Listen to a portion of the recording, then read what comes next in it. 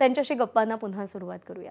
तुम्ही जेव्हा ब्लॉग नाही हल्ली तर यूट्यूबवर व्हिडिओ करता, तर तुम्ही काय तुमची पद्धत आहे? तुम्ही आधी विचार करता, मुद्दे लिहिता, विषय काय घ्यायचा कसा ठरवता? 3 पॅड आहेत हां.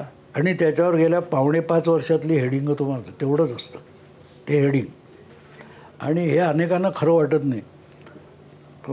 दिल्लीत मला बापट म्हणून एक स्टॅटिस्टिकल इन्स्टिट्यूट वगैरे आहे काहीतरी, त्यांना खरं वाटेल ना, ते आले तो बघायला. म्हटलं हे घ्या तुम्हाला सगळे विषयांचे.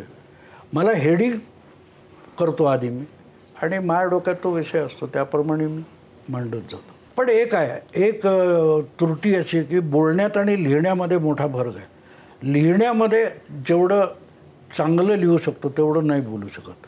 मेंदू आणि तोंड जितकं जोडलेलं नाही त्याच्यापेक्षा मेंदू आणि हात जोडलेला आहे. म्हणून मी आत्ता पण अश्वमेध 2024 म्हणून पुस्तक लिहिलं मोदींच्या इलेक्शनच्या आधी 2 म्हणून आग्रह होता म्हणून ते लिहिलं.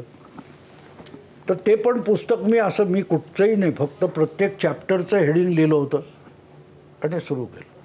तुम्ही मगाशी म्हणालात की तुम्ही मोदींचे भक्त आहात, कारण त्याच्यापेक्षा जास्त वेगळा मोठा देव तुम्हाला दिसला नाही. तुम्हाला मोदींच्या बद्दल काय वाटतं? पुढच्या 20, 25, 50 वर्षांनंतर मोदींची काय ओळख काय असेल भारतामध्ये?